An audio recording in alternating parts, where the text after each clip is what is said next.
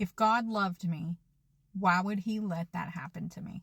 If God loved me, why would he allow me to go through fill in the blank? If you have ever asked a question like that, I want to tell you about the most powerful prayer I have ever prayed in my entire life.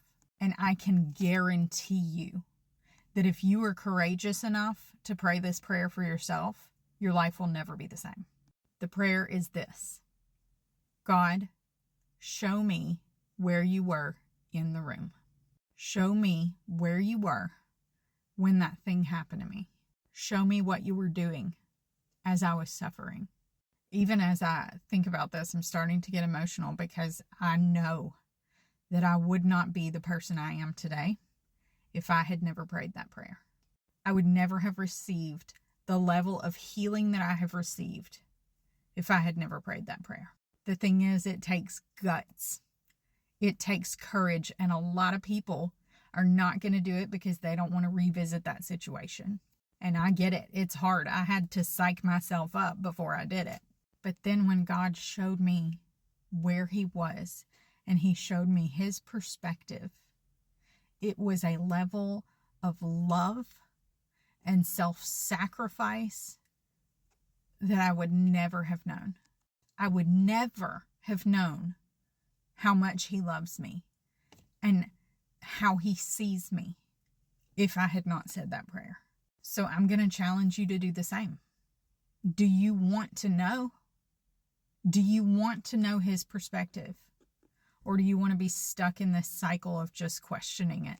Because you can stay there for the rest of your life. He will let you. He will not force himself on you. He's a gentleman. But if you're feeling angry and bitter and resentful and you truly want answers, say the prayer. I am convinced, beyond convinced, that the deepest level of healing takes place the more we get to know who God is. Because it's easy to say God is sovereign and God is provider and God is healer and recite all of these Bible verses. That's really easy to say. But if you don't understand it in your heart, then it does no good. The demons know the Bible and it does them no good because they don't apply it to their lives. You have to apply it. And that means getting it inside of you where you understand what it's saying. So if you want to understand what he means when he says that he is for you and not against you, pray the prayer. And listen, I don't know where you are in your walk with God. I don't know what your relationship with him has looked like up until this point.